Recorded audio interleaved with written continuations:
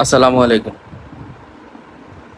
এগুলি কি কোনো সভ্য সমাজের কাজ? আপনারাই বলুন। এটা কি কোনো ছাত্রদের কাজ? কোনো সভ্য ছাত্রদের কাজ? যেভাবে ভাঙচুর, যেভাবে লুটপাট। আরে ভাই, কারো বাসায় কি কোনো ফিল্টার নাই?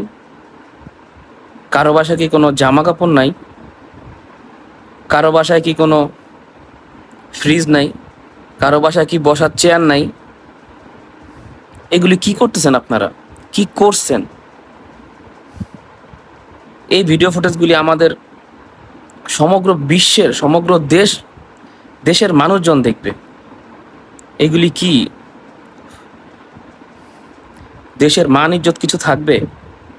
সব সব ধুলায় মিশা যাবে। এগুলি কোনো সভ্য সমাজের কাজ হতে পারে না। মানে কাপড়টা পর্যন্ত নিয়ে আসছেন আপনারা। পুরো বিশ্বে আমাদের দেশের এতটা লজ্জাজনক বিষয় হয়ে দাঁড়াবে, যা ভাষায় প্রকাশ করা যাবে না। স্বাধীনতা অর্জন করা যায়, কিন্তু স্বাধীনতা রক্ষা করা খুবই কঠিন। এগুলো কোনো সুস্থ মস্তিষ্কের কোনো ছাত্রদের কাজ হতে পারে না।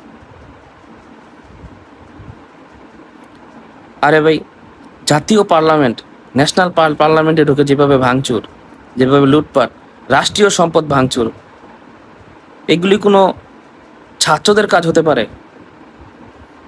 আপনারা আন্দোলন করবেন, ঠিক আছে, আন্দোলন করা, সরকার পতন করাবেন, তাও ঠিক আছে, কিন্তু এভাবে দেশের সম্পদগুলি নষ্ট করবেন, এগুলি ঠিক হয় নাই। দেশের সম্পদগুলি নষ্ট করা ঠিক হয় নাই। সামান্য লেক্সাস বিস্কুটও নাকি নিয়ে আসছেন, এগুলো কি ঠিক হয়েছে? স্বাধীনতা অর্জন করা যায়, কিন্তু সেই স্বাধীনতা রক্ষা করা খুবই কঠিন।